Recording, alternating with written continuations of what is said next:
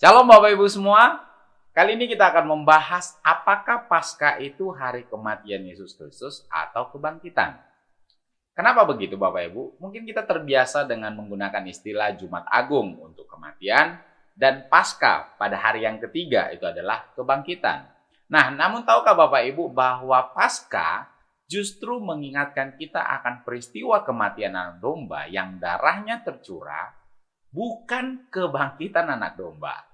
Nah, kita tahu sendiri bahwa Yesus adalah anak domba Allah dan kita bisa temukan di dalam Yohanes 1 ayat 29 dan 36. Nah, ketika Yesus dikatakan sebagai anak domba Allah itu mati untuk penebusan dosa kita, maka itulah Paskah. Jadi Paskah bukan kebangkitan Yesus, Paskah adalah kematian Yesus sebagai anak domba, karena pada hari Paskah anak domba itu dikorbankan. Mau tahu ulasan lebih lanjut? Tunggu video ini.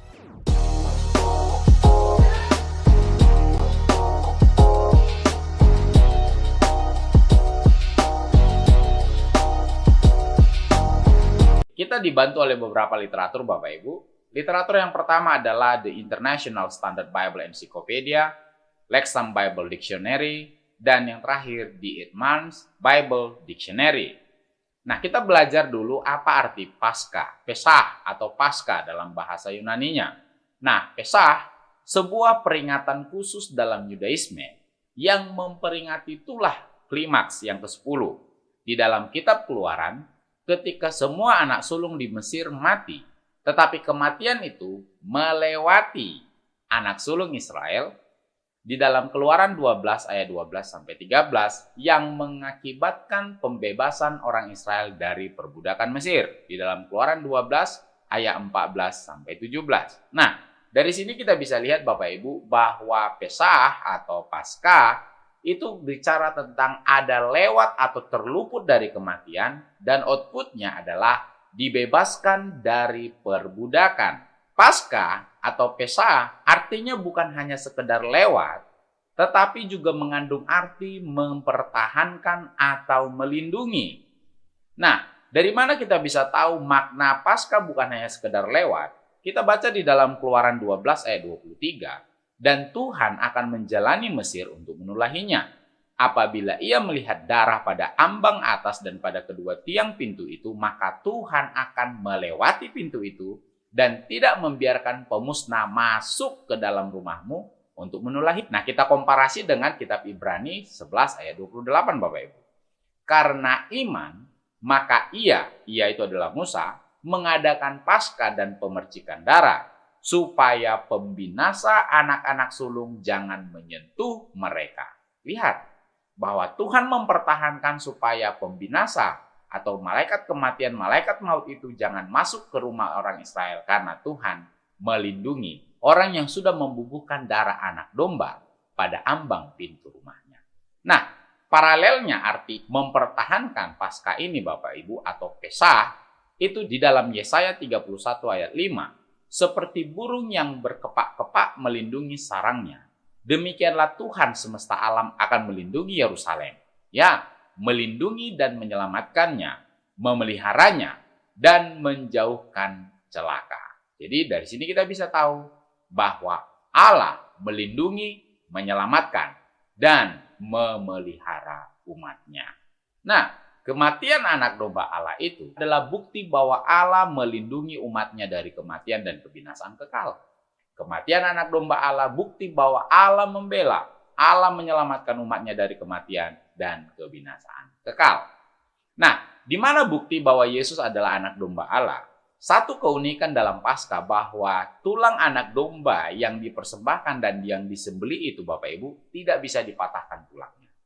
Nah, kita merujuk kepada Yohanes 19 ayat 36. Ketika Yesus mati di kayu salib, dikatakan begini, sebab hal itu terjadi supaya genaplah yang tertulis dalam kitab suci, tidak ada tulangnya yang akan dipatahkan. Nah, kutipan tulangnya tidak ada yang dipatahkan, itu dari Keluaran 12 ayat 46, Bilangan 9 ayat 12, dan Mazmur 34 ayat 21. Nah, Yohanes menceritakan bahwa tulang Yesus sebagai anak domba Allah tidak dipatahkan. Itu menggenapi nas di dalam anak domba pada peristiwa bangsa Israel keluar dari Mesir. Nah, kalau kita mundur Bapak Ibu, di Yohanes 1 ayat 29, pada keesokan harinya, Yohanes melihat Yesus datang kepadanya dan ia berkata, "Lihatlah, anak domba Allah yang menghapus dosa manusia." Anda lihat, Yohanes menyaksikan Yesus adalah anak domba Allah. Di ayat 36, dan ketika ia melihat Yesus lewat, ia berkata, "Lihatlah anak domba Allah." Kembali lagi, ada 2 kali diberitahu bahwa Yesus adalah anak domba Allah. Jadi pada saat Yesus mati di Golgota, nubuatan kitab suci tidak ada tulangnya yang dipatahkan. Itu adalah bukti bahwa Yesus sebagai anak domba Allah sama seperti anak domba yang dipersembahkan dan yang disembelih pada saat Paskah di tanah Mesir, yang membebaskan orang Israel dari tanah Mesir. Tidak ada yang dipatahkan. Demikian juga Yesus Kristus sebagai anak domba Allah yang menyelamatkan manusia, tulangnya juga tidak dipatahkan. Luar biasa Bapak Ibu. Nah, bukti lain dalam 1 Korintus 5 ayat 7. "Buanglah ragi yang lama itu, supaya kamu menjadi adonan yang baru, sebab kamu memang tidak beragi. Sebab anak domba Paskah kita juga telah disembelih, yaitu Kristus." Anak domba Paskah adalah Kristus. Paulus mencatat hal itu Bapak Ibu. Nah, bukan hanya sekedar Paulus. Petrus juga melakukan hal yang sama. "Sebab kamu tahu bahwa kamu telah ditebus dari cara hidupmu yang sia-sia yang kamu warisi dari nenek moyangmu itu, bukan dengan barang yang fana, bukan pula dengan perak atau emas, melainkan dengan darah yang mahal, yaitu darah Kristus yang sama seperti darah anak domba yang tak bernoda dan tak bercacat." 1 Petrus 1 ayat 18 sampai 19. Jadi sudah jelas Bapak Ibu, Yohanes menyaksikan bahwa Yesus adalah anak domba Allah. Paulus menyaksikan bahwa Yesus adalah anak domba Allah. Petrus menyaksikan bahwa Yesus adalah anak domba Allah. Dan tentu masih banyak bagian-bagian Alkitab yang menunjuk bahwa Yesus adalah anak domba Allah. Nah, kembali, ketika Yesus mati sebagai anak domba Allah, dan kita komparasi dengan anak domba yang mati disembelih pada saat Paskah pembebasan bangsa Israel keluar dari tanah Mesir, maka ini menunjukkan bahwa kematian Yesus sebagai anak domba Allah disebut Paskah. Jadi bukan kebangkitan.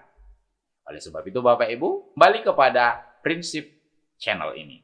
Jangan benarkan yang biasa, tapi biasakanlah yang benar. Nah, oleh sebab itu saya menyarankan Bapak Ibu untuk mengatakan kematian Kristus adalah Paskah, bukan kebangkitan. Semoga ini bisa menjadi berkat. Tuhan Yesus memberkati.